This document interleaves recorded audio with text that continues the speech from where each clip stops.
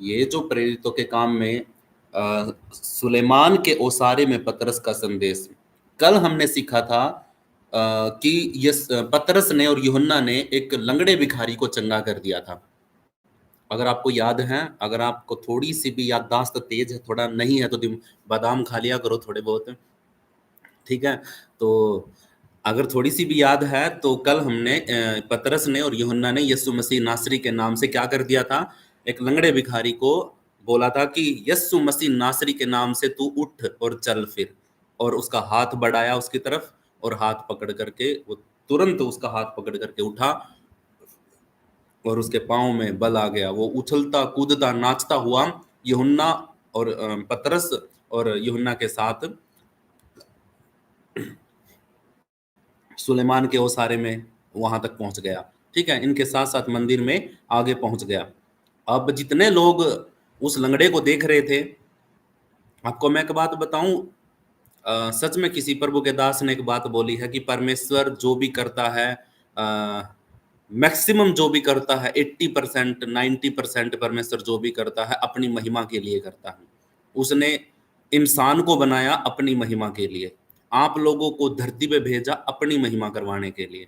तुम्हारा मेरा कोई एक भी मकसद नहीं है, हम सब का एक ही मकसद है, धरती के ऊपर रह करके एक दूसरे के साथ मिल करके, क्योंकि वो हमारा पिता है और हम उसके बेटा बेटी हैं, तो हम वो चाहता है कि मेरे बच्चे मेरे साथ रहे, मेरी सुने और मैं उनकी भलाई के लिए योजनाएं बनाता रहूं। वो हमेशा हमारे लिए भलाई की योजना बनाता है। और सच बताऊं तो परमेश्वर जो भी चमत्कार करता है, मुर्दों को जिंदा करता है। अब लोग दावा कर देते हैं, आओ हमारी चर्च में मुर्दे जिंदा हो जाएंगे, आओ हमारी चर्च में कैंसर खत्म हो जाएगा। अरे मेरे भाई, सच्ची बात है, चमत्कार होते हैं, आज भी होते हैं, लेकिन बिना परमेश्वर की इच्छा के आप धक्के से चमत्कार नहीं करवा सकते। आप परमेश्वर को मजबूर नहीं कर सकते कि भाई हाँ, परमेश्वर को वो काम करना ही पड़ेगा। इच्छा परमेश्वर की मांगो। और यीशु मसीह ने भी अपनी इच्छा जाहिर करी थी। उसने ये नहीं कहा ना प्रभु, मैं तो यीशु हूं, मैं परमेश्वर हूं, मैं क्रूस पे नहीं चढ़ूंगा। किसकी हिम्मत है जो मुझे थप्पड़ मार देगा? ठीक है, यीशु मसीह ने कहा कि प्रभु मेरी नहीं तेरी इच्छा पूरी हो। और हम तो प्रभु को मतलब कान में है ना, उसके कानों के पर्दे फाड़ देते हैं चिल्ला चिल्ला करके, प्रभु चंगा कर बस, प्रभु चंगा कर बस, प्रभु चंगा कर बस, अभी हो जाए प्रभु, अभी हो जाए।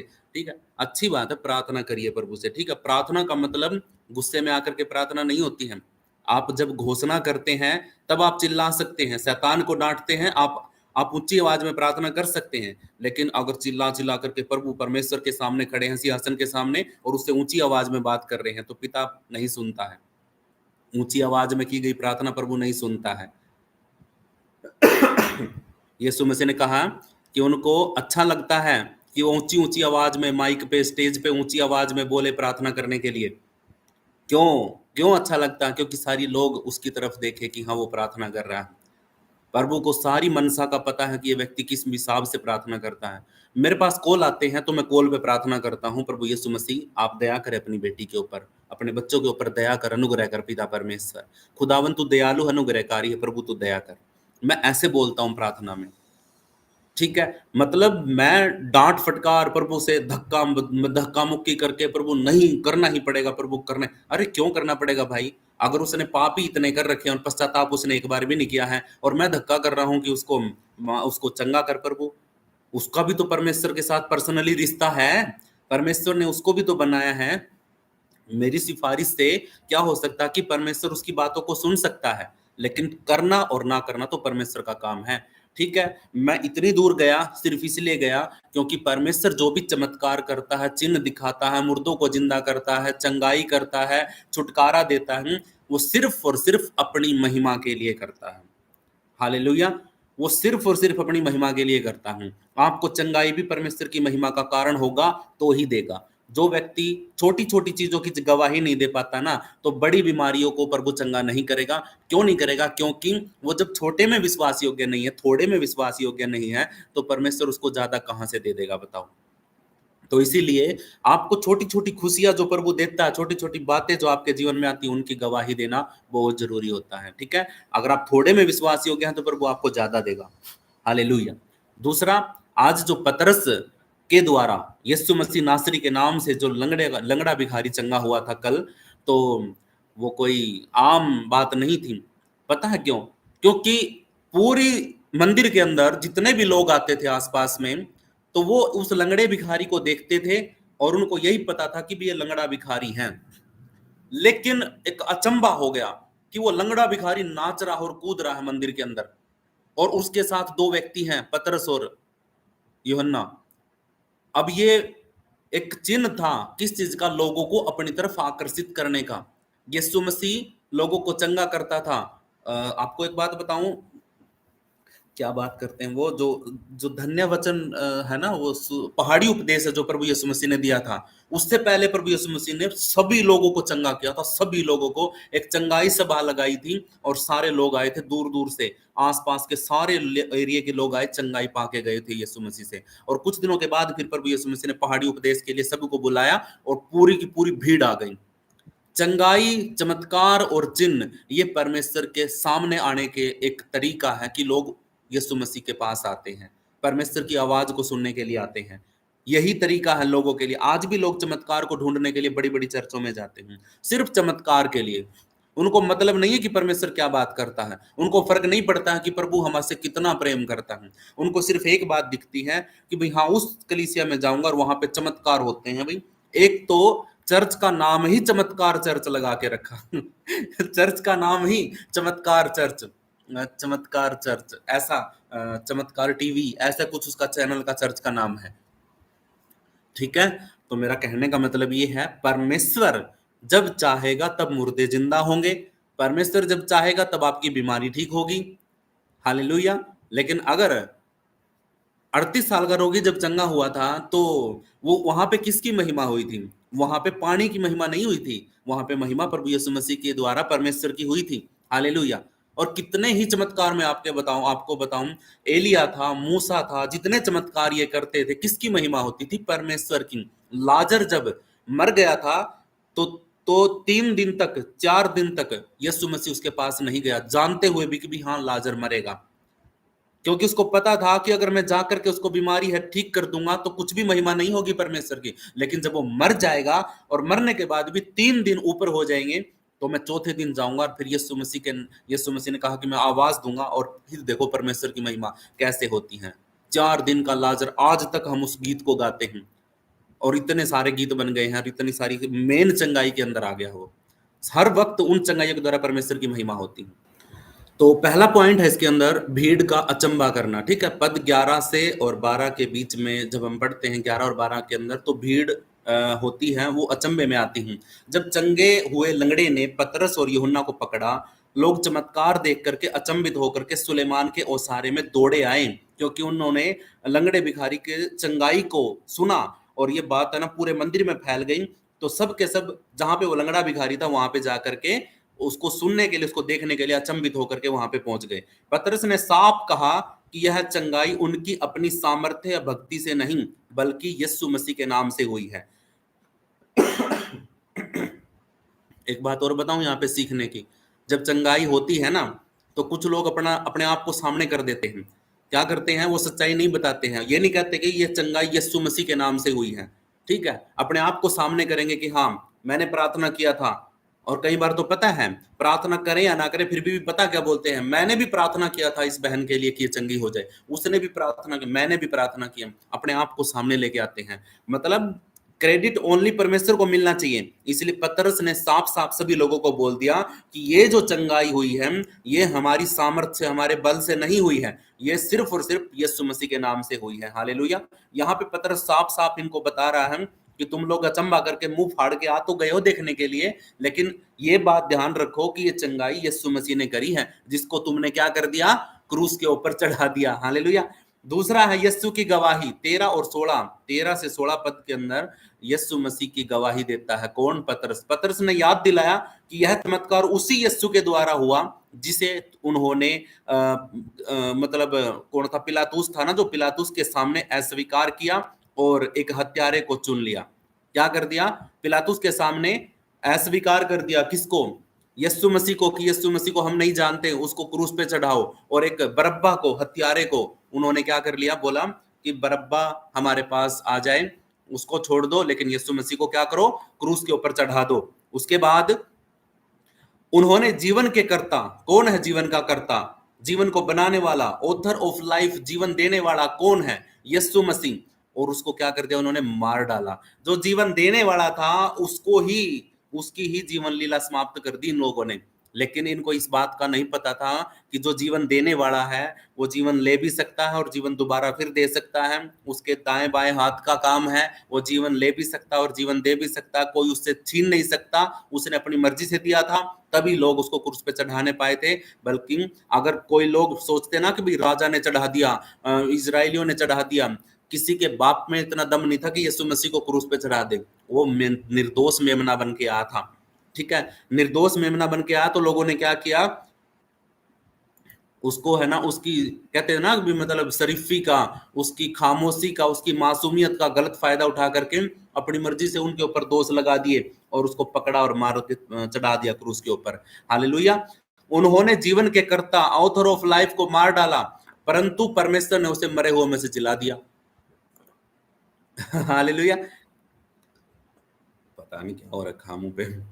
पतरस ने याद दिलाया कि यह चमत्कार यीशु मसीह के द्वारा हुआ है, और जिसे उन्होंने पिलातुस के सामने अस्वीकार कर दिया था और एक हत्यारे को चुन लिया था। उन्होंने जीवन के कर्ता को, यीशु मसीह को मार डाला, परंतु परमेश्वर ने उसे मुर्दों में से जिला दिया।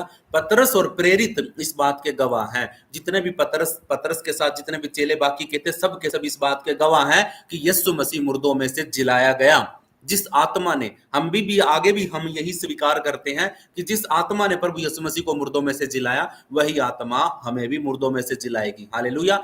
जिस प्रकार परमेश्वर ने यीशु मसीह को महिमा का शरीर दिया था, वैसा ही शरीर परमेश्वर हमें भी देगा। बेशक हमारी शरीर की लाश कहीं पड़ी हो, सड़ गई हो, खत्म हो गई हो, मिट्टी में मिल गई हो, लेकिन जो चेहरा हमारा है, जो अभी इस वक्त हमारा चेहरा है, सेम सेम चेहरा का, महिमा का शरीर परमेश्वर हमें देगा और फिर स्वर्ग में हम मिलेंगे। हालेलुया। उसी यीशु के नाम और विश्वास से यह लंगड़ा पूरी रीति से चंगा हुआ है। किसके नाम से और किसके विश्वास से? विश्वास किसका?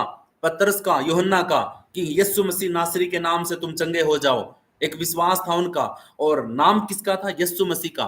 तो हालेलुया, चंगाई संभव है, होनी जरूरी थी, चंगाई होनी ही थी। और सच बताऊं, जो ये प्रचार ये यूहन्ना और पतरस कर रहे हैं ना, पतरस बोल रहा है ना, जो ये सुलेमान के उसारे में से सब लोगों को सिखा रहा, समझा रहा है, ये सिर्फ और सिर्फ लंगड़े भिखारी को चंगे करने का यही मकसद था कि सारे मंदिर के लोग इकट्ठे होकर के वहां पे पहुंचे और सब इस गवाही को सुने। हालेलुया। सिर्फ और सिर्फ यही मकसद था उस लंगड़े भिखारी को चंगा करने का, यही कारण था कि सारे के सारे मंदिर के लोग वहां पे आके सुने, वरना तो लोग नहीं सुनते।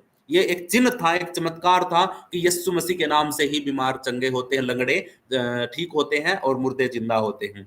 हालेलुया। वहां पे बहुत बड़ी अद्भुत महिमा हुई थी। एक बार पहले भी ये पतरस ने बोला था, उस टाइम पे 3,000 लोगों ने क्या कर दिया था? बपतिस्मा ले लिया था। और यहाँ पे भी आज देखते हैं कितने लोग प्रभु में विश्वास करते हैं। तीसरा पॉइंट है अज्ञानता और भविष्य वक्ताओं की पूर्ति। कहने का मतलब क्या है? 17 से 18 वचन पढ़ते हैं तो अज्ञानता और भविष्य वक्ताओं की पूर्ति। पतरस ने कहा कि यह कार्य उन्होंने और उनके सरदारों ने अज्ञानता से किया था। क्या? कौन सा काम किया था? पतरस ने इन सभी के आंखों में उंगली डाल करके, आंखों में आंखें डाल करके सभी लोगों को, यहूदियों को बोला कि ये तुमने अज्ञानता में किया है। किसका? यीशु मसीह को क्रूस पे चढ़ाना अज्ञानता में किया है। और जो तुम्हारे सरदार थे ना, उन्होंने भी अज्ञानता के कारण ही यीशु मसीह को क्रूस पे चढ़ाया है। उनको जानबूझ के नहीं, उनको नहीं पता था कि यीशु मसीह सच में मसीहा है। उनको इस बात का एहसास भी नहीं था। उनको डर था कि कहीं हमारी गद्दी ना छिन जाए। ये सब कुछ परमेश्वर की योजना का हिस्सा था। इसीलिए मेरे प्रियो, उन्होंने भी अनजाने में, अज्ञानता में, और उनके सरदारों ने भी अनजाने में और अज्ञानता में यीशु मसीह को क्रूस पर चढ़ा दिया। लेकिन यह सब वही था जो परमेश्वर ने भविष्यवक्ताओं के द्वारा पहले ही बता दिया था। ये जो हुआ है ना, ये होना था। इसमें पिलातूस की कोई गलती नहीं, यहूदा इस्करियोती की कोई गलती नहीं। हाँ, एक गलती है कि जब हम जीवन जी रहे हैं ना, तो हमें सही और गलत का एहसास करना है। ये यहूदा की जगह पे कोई दूसरा भी हो सकता था। अगर यहूदा इस्करियोती इस चीज के लिए चुना गया था, तो वो क्या है कि वो पश्चाताप भी कर सकता था, लेकिन उसने नहीं किया। मेरा कहने का मतलब ये है कि परमेश्वर प्री प्लान बनाता है, पहले से ही एक प्लान तैयार करके रखता है और उस प्लान के अनुसार सारी चीजों को तैयार करता है। ठीक है, लेकिन यह सब बातें आपको लगता है कि आपको नहीं पता था, अनजाने में हो गया है। उनको ये बिल्कुल भी नहीं पता था कि यीशु मसीह हमारे पापों के लिए मारने मरने के लिए आया है। अगर इस बात का पता होता तो क्या वो उसको क्रूस पे चढ़ाते? नहीं चढ़ाते ना। उनको नहीं पता था कि अज्ञानता और भविष्यवक्ता की पूर्ति, मतलब भविष्यवक्ताओं ने पहले से ही ये जो घटना घटी है यीशु मसीह को क्रूस पे चढ़ाने की और मुर्दों में से जिंदा होने की, इसके बारे में पहले से ही भविष्यवाणी करके रखी थी, लेकिन इनकी आंखों पे पट्टी बंदी थी। हालेलुया, इनकी आंखों पे पट्टी बंदी थी। इनको नहीं पता होना चाहिए था इस बात का कि यीशु मसीह मसीहा है, हमारे पापों के लिए मरने के लिए आया है। अगर इनको पता चल जाता, पिलातुस को, यहूदियों को अगर इस बात का पता चल जाता, तो वो यीशु मसीह को क्रूस पे नहीं चढ़ाते, और नहीं चढ़ाते तो परमेश्वर की योजना फैल हो जाती। और परमेश्वर कभी भी अपनी योजना को फैल नहीं करता है। हालेलुया। लोगों का अपना अपना एक योगदान होता है। ठीक है, कोई पकड़वाने वाला होता है, कोई चिल्लाने वाला होता है, कोई साथ देने वाला होता है, कोई धोखा देने वाला होता है। हर प्रकार का जो योजना होती है परमेश्वर की द्वारा बनाई जाती है। लेकिन पता है क्या बात होती है कि हम योजना के एक हिस्सा हैं। आज भी हम परमेश्वर की योजना के हिस्सेदार हैं, लेकिन हमारी खुद की इच्छा भी होती है कुछ। ठीक है, परमेश्वर ने हमें रोबोट नहीं बनाया है। हाँ, हमारे लिए परमेश्वर ने एक योजना बनाई है, सिमसोन के लिए बनाई थी, आपके लिए भी बना के रखी है। लेकिन आप कितना उस योजना के तहत चल रहे हैं? आप, वो कहते हैं ना कि भाई मुझे दिल्ली जाना है, दिल्ली जाना है, कोई तो उधर से होकर के निकलेगा, कोई उधर से होकर के निकलेगा। तो कहने का मतलब क्या, रास्ते कई होते हैं। ठीक है, एक मंजिल तक जाने के लिए रास्ते कई होते हैं। आप छोटा रास्ता ले रहे हैं या बड़ा रास्ता ले रहे हैं, या घूम फिर के फिर आओगे फिर लाइन पे चलोगे। ये बात होती है हमारे जीवन की योजना पूरी होने में। सिमसोन के बारे में देख लो, योना जो था उसके बारे में देख लो। परमेश्वर ने बोला तो था कि उधर जा, लेकिन योजना तो थी उधर जाने की, लेकिन वो गया उधर, तो कितना समय बर्बाद हो गया। मेरी जिंदगी के यीशु मसीह में आए हुए मुझे 12-13 साल हो गए हैं, लेकिन मैं प्रभु में आने के बाद कुछ दिन तक सही चला, उसके बाद मैं गिर गया। मेरे जीवन में पाप आ गया और बीमारी आ गई, दिक्कत आ गई, टीबी हो गई थी, बहुत पीछे चला गया था। 4-5 साल मेरी जिंदगी के खराब हो गए। वो क्यों हुए? क्योंकि मैंने प्रलोभन में या फिर किसी चीज में, पाप में पड़ करके प्रभु से अलग हो गया। प्रभु ने तो मुझे मेरी शादी से 1 महीना पहले चुन लिया था, लेकिन बीच में ये दिक्कत मेरी वजह से आई, क्योंकि मैं फंस गया चीजों में। मैंने उद्धार को समझा नहीं। इसीलिए क्या होगा कि मेरे 5-6 साल खराब हो गए, जिसकी वजह से अगर वो साल भी मैं प्रभु को देता और आत्मा में बढ़ता, तो आज मैं यहाँ पे नहीं होता। मुझे प्रभु है ना उस मंजिल तक पहुंचा चुका होता जिस मंजिल तक मुझे पहुंचना था। कुछ दिन पहले मैं मीटिंग में था, तो एक प्रभु का दास मुझे मिला। उसने बोला कि जितेंद्र जी, पास्टर जी, आप अगर उस टाइम से मेरे से जुड़े हुए होते ना, तो आज आप कहीं और होते। ये बात पता है क्यों है? ये मेरे पास एक चिन्ह है इस बात का कि अगर मैं समय से ना पहचानूं ना चीजों को, अगर मेरे को परमेश्वर ने हिंट दे दिया कि बेटा तू ये रास्ता पकड़ ले, उस पे मत जा, अगर मैं फिर भी उसकी बातों को अनसुना कर करके दूसरे रास्ते पर जाता हूं, तो वो मेरा ही टाइम वेस्ट है। हालेलुया। और जो आशीष जो परमेश्वर मेरे लिए तैयार करके रखा है, आपको एक बात बताऊं, सीधी बिल्कुल स्पष्ट बात बताता हूं, आप समझ जाओगे तरीका कहने का मेरा। एक शादी होती है, और शादी में है ना, लड़की के घर पे बारात लेके आता है लड़के वाले, और लड़की वाला क्या करता है, सुबह का नाश्ता, चाय पकोड़े वगैरह है ना पहले से ही तैयार करके रखता है कि भाई हाँ, बारात आएगी और इसके साथ उनका स्वागत करेंगे। समझ रहे हो बातों को? बारात हो जाती है लेट, और लेट हो जाती है, बारात लेट पहुंची 12 बजे 1 बजे। उस टाइम तक पता है क्या है, चाय नाश्ता तो दूर की बात है, और जो लंच होता है ना वो भी नहीं मिल पाता है। बाराती है ना, नाचते नाचते 1 घंटा तो उनका नाचने में है ना, वहां तक टेंट तक जाने में लग जाता है। और क्या होता है कि भाई जब तक वो पहुंचते ना, तब तक तो उस गांव के लोग है ना सारा खा चुके होते हैं। छोटे छोटे बच्चे उठा उठा के भर भर के लेके जा चुके होते हैं। उनको फिर रसगुल्ले नहीं मिलते, फिर उनको रोटियां गर्म नहीं मिलती, फिर वो वही खा करके फिर अपना अपना काम चलाते हैं। ठीक है, कहने का मतलब ये है, अगर आप समय पर परमेश्वर की आशीष को, परमेश्वर की बुलाहट को नहीं पहचानोगे, तो आप बहुत सारी आशीषों से वंचित रह जाओगे, जो परमेश्वर ने तुम्हारे लिए समय पर तैयार करी थी। अब मैं बता रहा हूं अपनी गवाही कि मैं 5 साल अगर मैं प्रभु को देता उस टाइम पे, भटकता नहीं, तो सच में आज मैं उस इस जगह पे नहीं, ऐसी जगह पे होता जहां पे परमेश्वर ने मेरे को ले जाने का वादा किया है या उसकी योजना है। हालेलुया। अब मुझे लेट हो गया है तो मुझे इस चीज की भरपाई करनी है, इसलिए मैं प्रभु के साथ संगति करके उसके बताए हुए रास्ते पर चलने लग रहा हूं। आपको भी परमेश्वर ने बुलाया है, आप जितना लेट करोगे उतना आपकी आशीषें खत्म होती चली जाएंगी। ऐसा नहीं है कि परमेश्वर ने आपको नहीं दिया है, परमेश्वर ने आत्मिक स्थानों के अंदर परमेश्वर ने आपको सारी आशीषें दे रखी है, सारी आशीषें दे रखी है। लेकिन अगर हम सारी जिंदगी को ऐसे ही निकाल देंगे ना, इधर उधर भटक के पापों में, चीजों के पीछे, तो मेरे प्रियो, जो परमेश्वर देना चाहता है ना वो हमें नहीं मिल पाएगी फिर।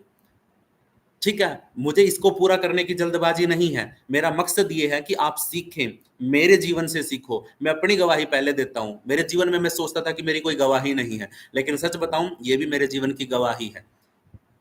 और ये समय जो था ये गवाही बनाने में ही गया।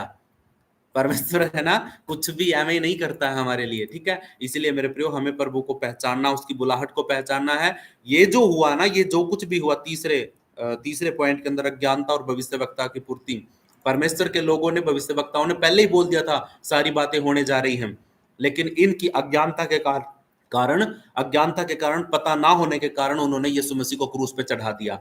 हालेलुया। ताकि ये उस उद्धार के संदेश को ग्रहण कर सके। कब? जब ये घटना पूरी हो चुकी हो, जब यीशु मसीह का उठाया जाना हो चुका था, तब के बाद जब ये पतरस जब बोल रहा है, इनको सिखा रहा है, तो जो बातें ये अभी सिखा रहा है ना, ये इनका अपराध बोध कराए, इनको एहसास कराए कि भी हाँ, हमने कुछ गलत कर दिया है। ठीक है, इनको ये महसूस हो रहा है, एहसास हो रहा है कि भाई हाँ, हमने ऐसा क्या कर दिया, अब हम क्या करें, हमारे लिए अब रास्ता क्या है, हमसे गलती हो गई, हमने अज्ञानता में यीशु मसीह को क्रूस पे चढ़ा दिया, लेकिन अब क्या करें। ये सारी बातें पतरस है ना, इन सारे लोगों को बता रहा है, जो धर्मगुरु थे, जो वहां के लोग थे, जो मंदिर में आते जाते थे, उन लोगों को। हालेलुया। तो इस सीखने की बात है मेरे प्रियो, कि पतरस है ना, एवं ही इतना बड़ा भाषण देने की जरूरत नहीं थी उसको। आप पढ़ोगे ना जब, उसको सारी बातें आपको समझ में आएंगी। चौथा पॉइंट है, पश्चाताप और उद्धार का आह्वान किया। 19 से 21 वचन के अंदर पतरस है ना क्या करता, पतरस ने लोगों को मन फिराने और लौटने के लिए बुलाया। किस चीज के लिए बोला उनको? जब उनको ये बता दिया ना कि भी तुमने गलती करी अज्ञानता के कारण, और तुम्हारे सरदारों ने भी उस परमेश्वर के बेटे को, जो मसीहा था, उसको मरवा दिया, लेकिन फिर उनको ये भी बता दिया कि तुमने तो अज्ञानता में किया है, क्योंकि तुम्हें नहीं पता था कि वो करना नहीं करना है। और यीशु मसीह ने भी मरने के तुरंत पहले एक बात बोली कि हे पिता, इन्हें क्षमा कर, क्योंकि ये नहीं जानते कि ये क्या करते हैं। ठीक है, अब कनेक्ट हुआ, ये वचन ऐसे कनेक्ट होता है। यीशु मसीह ने भी कहा कि पर ये पिता, इन्हें माफ कर, क्योंकि ये नहीं जानते कि ये क्या कर रहे हैं। अगर उनको पता होता ना, तो वो बिल्कुल भी क्रूस पे नहीं चढ़ाते। पतरस तलवार लेके खड़ा था, बोल रहा था कि कोई भी आएगा काट दूंगा, लेकिन प्रभु तेरे तक आंच नहीं आने दूंगा। लेकिन ये योजना नहीं थी परमेश्वर की कि प्रभु बचे। यीशु मसीह को क्रूसीफाई होना ही होना था। बीच में आने वाली हर ताकत शैतान की ओर से थी।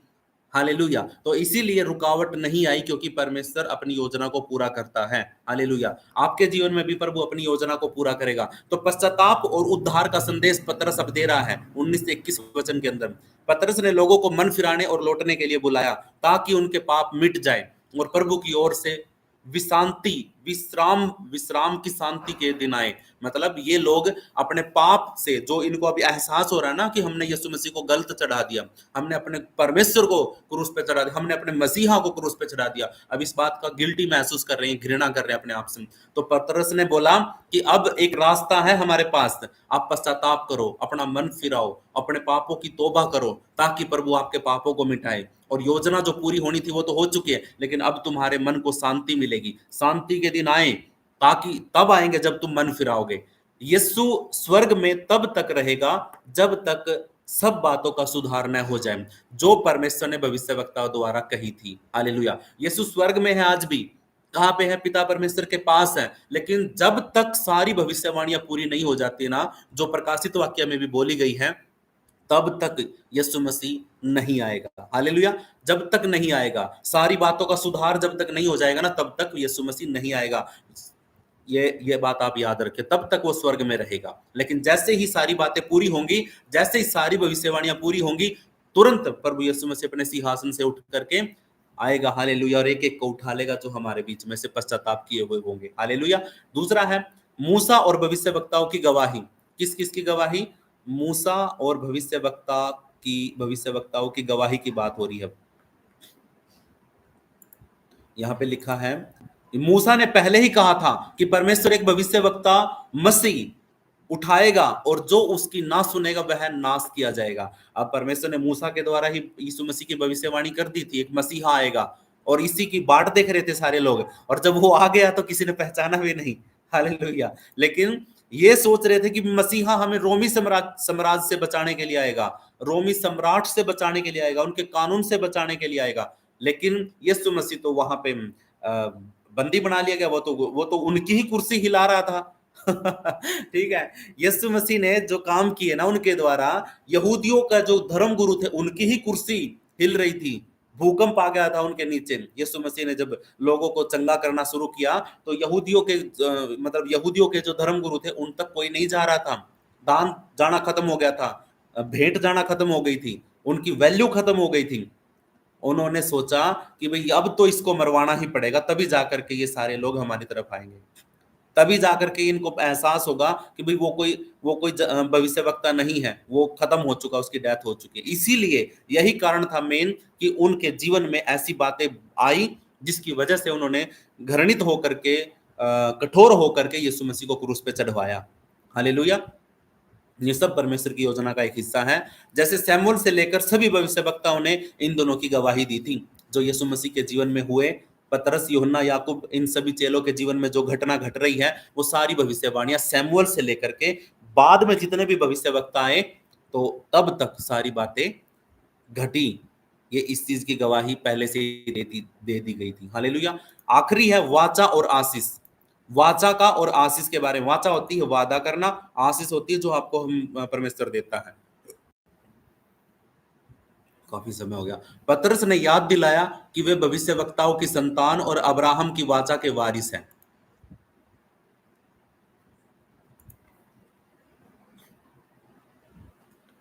मुझे नहीं पता कितने लोग ध्यान से सुन रहे हैं, लेकिन आप बड़े आशीषित हो क्योंकि बहुत सी बातें प्रभु की ओर से आपके हृदय के अंदर जा रही हैं। ठीक है, आप ध्यान से सुनिए। सोने के लिए पूरी रात पड़ी है, फुल सोना आराम से। वाचा और आशीष, पद 25 से 26 में लिखा है, पतरस ने याद दिलाया कि वे भविष्यवक्ताओं की संतान और अब्राहम की वाचा के वारिस हैं। किसने? पतरस ने सारी बातें याद दिला दी सारे लोगों को जितने वहां पे खड़े थे। ये ओसारे के अंदर जो चमत्कार, मतलब मंदिर के अंदर जो लंगड़े भिखारी का चमत्कार था ना, ये सिर्फ और सिर्फ इसीलिए हुआ ताकि पतरस वहां पे खड़ा होकर के सारे लोगों को ये बातें बता सके, ये इतना बड़ा भाषण दे सके। पतरस ने याद दिलाया कि वे भविष्यवक्ताओं की संतान और अब्राहम की वाचा के वारिस हैं। कौन? हम सब।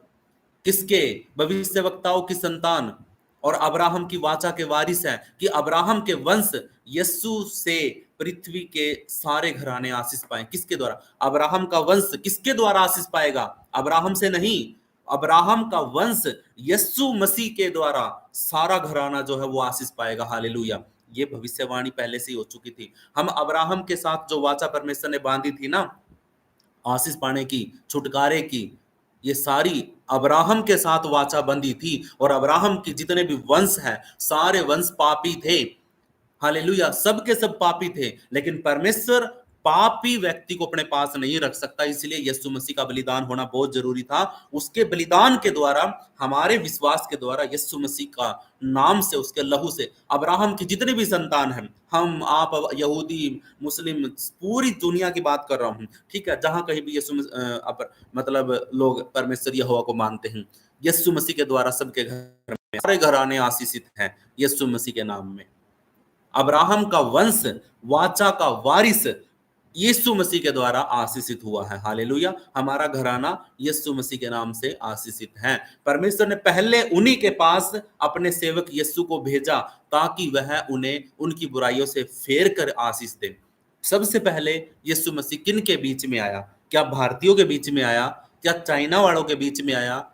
या अमेरिका वालों के बीच में आया? किसके बीच में आया? सबसे पहले परमेश्वर इजराइलियों के बीच में, यहूदियों के बीच में आया, और उन्हीं के कल्चर में, उन्हीं के देश में वहीं पर पैदा हुआ, उन्हीं के साथ पला बढ़ा, उन्हीं की शिक्षा ली, उन्हीं के रीति रिवाजों को पूरा किया, और उन्हीं के लिए मारा गया, गाड़ा गया, और तीसरे दिन मुर्दों में से जी उठा। सबसे पहले अब्राहम की संतानों के लिए उसने वाचा जो बांधी थी, उसको आशीषित करने के लिए सब लोगों को वो यीशु मसीह आया।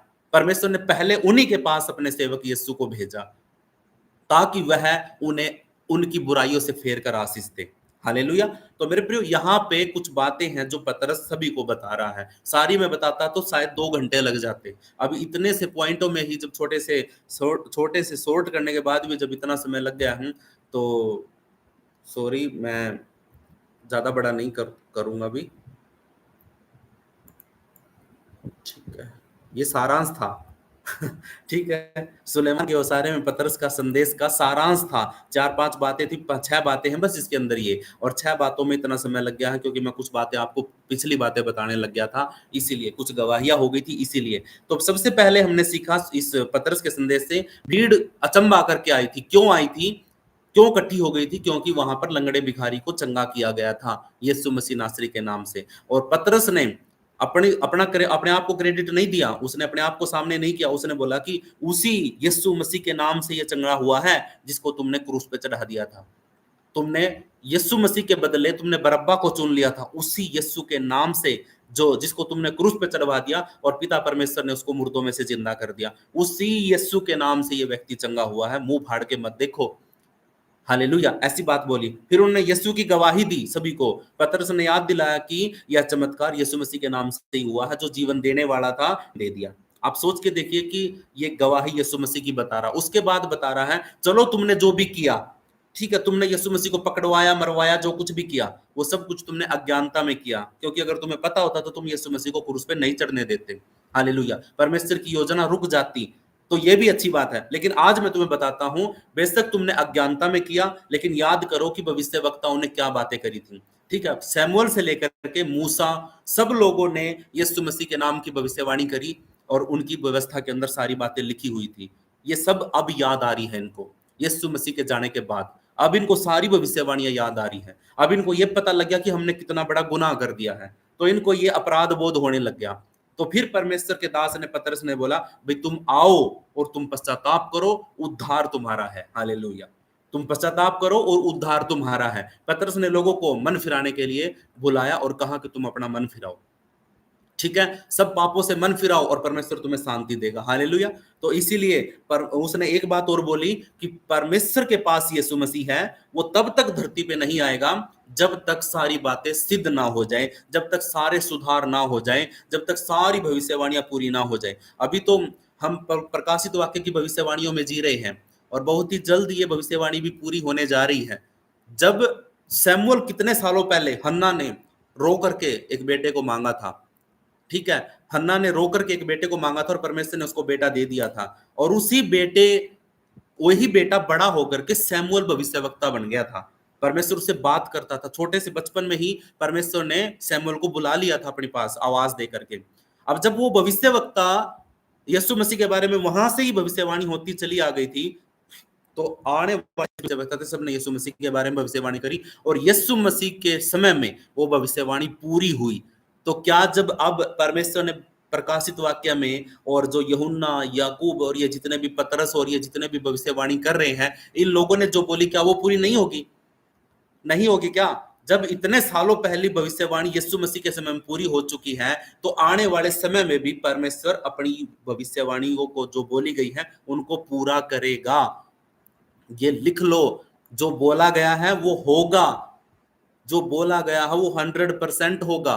हालेलुया। तो इस बात की टेंशन मत लो कि पता नहीं हम कहाँ होंगे, लेकिन हम अगर विश्वास योग्य रहे, अगर हमने पश्चाताप में जीवन बिताया, तो सच में हम परमेश्वर के साथ, यीशु मसीह के साथ बादलों में होंगे। हालेलुया। और महिमा का शरीर हमारा होगा। फिर उसने कहा कि मूसा और भविष्यवक्ताओं की गवाही, मूसा ने भी गवाही दी, भविष्यवक्ताओं ने भी गवाही दी कि वो मारा जाएगा, गाड़ा जाएगा और तीसरे दिन मुर्दों में से जी उठेगा। खुद यीशु मसीह ने कहा कि मैं मारा जाऊंगा, गाड़ा जाऊंगा, तीसरे दिन मुर्दों में से जी उठूंगा। उसने कहा कि मैं इस मंदिर को 3 दिन, वो कहता है कि मंदिर को 3 दिन में ढा करके तीसरे दिन मंदिर को दोबारा फिर खड़ा कर दूंगा। वो अपने शरीर के बारे में बात कर रहा था।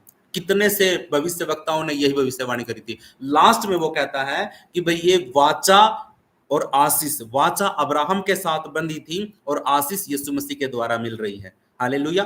वाचा किसके साथ बांधी थी? अब्राहम के साथ, कि तेरा वंश आशीषित होगा। और आशीष देने वाला कौन है? यीशु मसीह।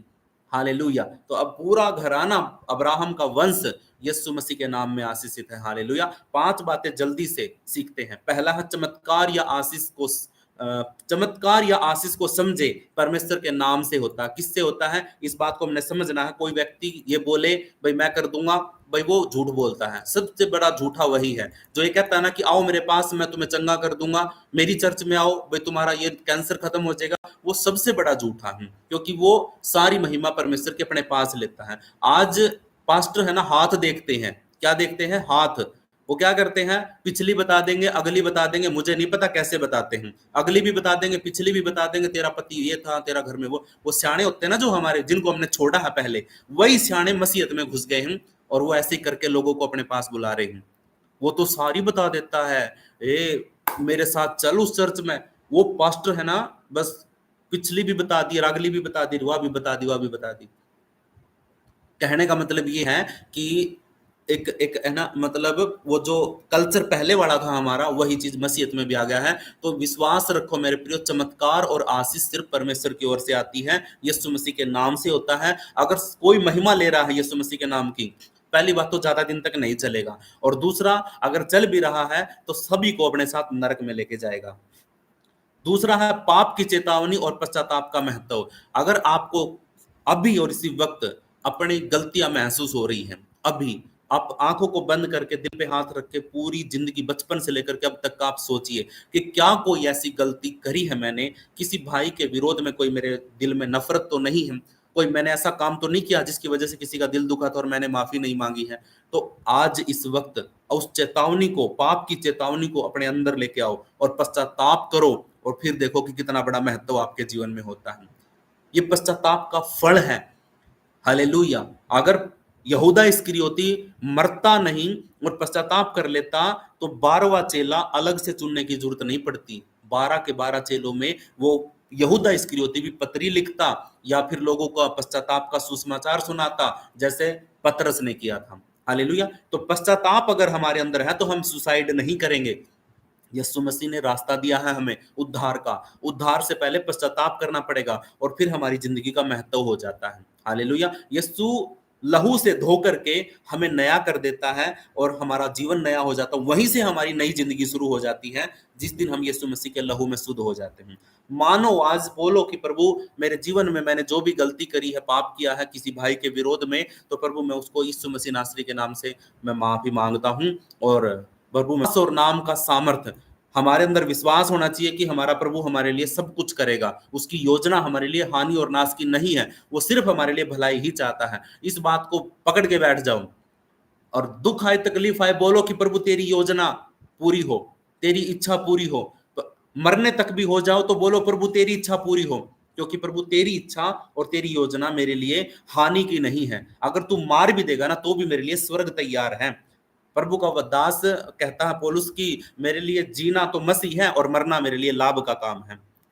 आपको भी ये सिचुएशन में, कैसी भी सिचुएशन, कैसे भी हालात हो, तो एक बात को हमेशा याद रखिए कि विश्वास के साथ जीवन जीना है। और एक बात हमेशा याद करनी है, दुख हो, तकलीफ हो, चिंता हो, टेंशन हो, परेशानी हो, कर्जा हो, लोन, प्रभु तेरी इच्छा पूरी हो। बस मेरे जीवन में तेरी इच्छा पूरी हो, जैसे तेरी स्वर्ग में पूरी होती है वैसे धरती पर मेरे जीवन में भी पूरी हो। और यीशु मसीह के नाम से मांगा करो, बोला करो प्रार्थना के बाद। कुछ बहनों के लिए मैं प्रार्थना करता हूँ ना फोन पे, मैं आमीन 3 बार बोलता हूँ, वो व्यक्ति आमीन बोलता ही नहीं है। फिर मैं उसको बोलता हूँ सिस्टर क्या आपको पता नहीं कि आमीन बोलना होता है? फिर वो बोलती है कि हाँ आमीन। मैं बोलता हूँ कि सिस्टर अगर आप आमीन नहीं बोल रहे हैं या फिर आप मेरी हाँ में हाँ नहीं है, तो इसका मतलब आपके लिए मैंने जो प्रार्थना मांगी है उससे आप सहमत नहीं, आप सहमत नहीं हैं। तो इसीलिए अगर आप आमीन बोलते हैं तो मेरी प्रार्थना आपके लिए है। अगर आप आमीन नहीं बोलते हैं तो इसका मतलब मैंने थोड़ी देर अपना प्रभु से ही बात करी, बस मेरी प्रार्थना तुम्हारे लिए फिर नहीं है वो। इसलिए आमीन बोल करके सहमति दिखाना है। हालेलुया। तो ये यीशु के नाम में होना चाहिए। चौथा, भविष्य वक्ताओं और परमेश्वर की वाचा पर भरोसा करना। किस पर? भविष्य वक्ताओं ने, यूहन्ना जिसने प्रकाशित वाक्य को लिख दिया, उसकी सारी भविष्यवाणियां पूरी होने लग रही है अभी। कटोरे उल्टे जा रहे हैं, हमें खुद पता भी नहीं है। कटोरे उल्टे जा रहे, तुरहियां फूकी जा रही हैं, कुछ बातें हो रही हैं जो हमें आसमान में दिख भी नहीं रहा है। गैलेक्सी में बहुत सी हरकतें हो रही हैं, हम तो यहाँ पे कोने में बैठे छोटे से में और मोबाइल पे देखते हैं कि हाँ, आज वहां पे रेप हो गया, आज वहां पे मर्डर हो गया, आज वहां पे सताव हो गया, आज वहां पे चर्च तोड़ दी, ये चीजें बस। लेकिन परमेश्वर के राज्य में, शैतान के राज्य में कितना बड़े बदलाव हो रहे हैं, वो चीजें हम देख भी नहीं रहे हैं, उनका हमें एहसास तक नहीं है। भविष्य वक्ताओं ने जो बोला वो पूरा हो रहा है, हालेलुया। उसको इस बात पे या इस बात पर विश्वास कर लो कि जो परमेश्वर ने पहले पूरा किया है तो वो आज भी पूरा करेगा। उसने बोला है कि रैप्चर में मैं विश्वासियों को उठाऊंगा, तो उठाएगा। पहले मर जाओ या रैप्चर के समय पे मरो, लेकिन परमेश्वर ने बोला है तो बोला है, उसने कहा है तो कहा, उसकी वादा वो कभी नहीं बदलता है, वो उठाएगा। हालेलुया, ये पक्का है। पांचवा है आशीष का अनुभव साझा करे। आपको जो परमेश्वर ने आशीष दी है उसका एक्सपीरियंस, उसका अनुभव जो आपने महसूस किया प्रभु के साथ, उसको जरूर बांटो दूसरों को। हालेलुया, ये हमारे लिए बहुत जरूरी है। हमें थोड़े में विश्वास योग्य रहना ताकि प्रभु हमें और ज्यादा दे। तो ये देखो मेरे भाइयों, सुलेमान का वो सारा है, यहाँ पे सारे लोग खड़े हैं, कितनी सारी भीड़ है। ये तो मैंने थोड़ी दिखाई, बहुत ज्यादा भीड़ थी। तो ये पतरस खड़ा होकर के वो सारी बातें उनको सिखा रहा है व्यवस्था के अंदर से। हालेलुया। अगर आपको कोई एक बात भी समझ में आई है, प्रभु ने आपके मन को छुआ है, तो सच में मैं इस बात के लिए धन्यवादी हूँ प्रभु का, कि प्रभु ये समय जो मैंने लिया है प्रभु, आज ज़्यादा समय लिया गया है, कम से कम 1 घंटे से ऊपर प्रभु मैं बोल रहा हूँ, और बीच में नेटवर्क इशू हो गया था, तो इसके लिए भी प्रभु मैं आपका धन्यवाद करता हूँ।